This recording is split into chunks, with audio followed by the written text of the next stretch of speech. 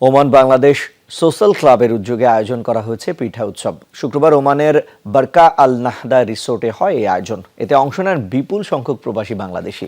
আয়োজনের সার্বিক সহযোগিতায় ছিল গালফ ওভারসিজ এক্সচেঞ্জ।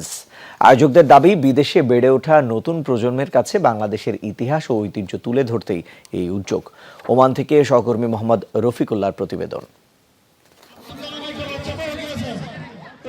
বাংলাদেশের ঐতিহ্য ও সংস্কৃতি তুলে ধরতে প্রায় ৩ দশক ধরে কাজ করে যাচ্ছে ওমান বাংলাদেশ সোশ্যাল ক্লাব।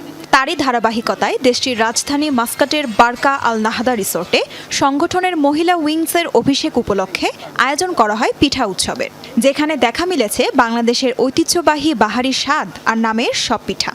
আজকের এই মিলনায়তনে আপনাদের জন্য free medical camp, free medical চিকিৎসা, ফ্রি ডেন্টাল হেলথ ক্যাম্প এবং ফ্রি বিউটিশিয়ান রাখা হয়েছে। এখান থেকে শিক্ষা গ্রহণ করে এই চট্টগ্রামের ঐতিহ্য কৃষ্টি কালচারকে যেন এগিয়ে নিয়ে যায়। ওমানি জনগোষ্ঠীর কাছে জনপ্রিয়তা পাবে এবং তারা জানবে যে আমাদের কালচারটা কি, আমাদের ঐতিহ্যটা কি। উৎসবের ভেন্যু যেন পরিণত হয় বাংলাদেশিদের মিলন মেলায়। প্রবাসীদের এমন স্বতঃস্ফূর্ত অংশগ্রহণে উচ্ছ্বসিত আয়োজকরা। আমাদের অনেক চেষ্টার ফসল এটা, আজকে সেটা সম্পূর্ণ হলো। যে কোনো প্রচেষ্টা যদি সমন্বিতভাবে করা হয় সেখানে সাকসেসফুলের সম্ভাবনা সবচেয়ে বেশি থাকে। ক্লাবের চেয়ারম্যান সিআইপি সিরাজুল হকের সভাপতিত্বে উৎসব পরিচালনা করেন সাধারণ সম্পাদক এম.এন. আমিন। প্রধান অতিথি ছিলেন দেশটিতে নিযুক্ত বাংলাদেশের রাষ্ট্রদূত নাজমুল ইসলাম। আমি দেখে খুব খুশি যে আপনারা কি সুন্দর ডিসিপ্লিন ভাবে অনুষ্ঠানে অংশ নিচ্ছেন।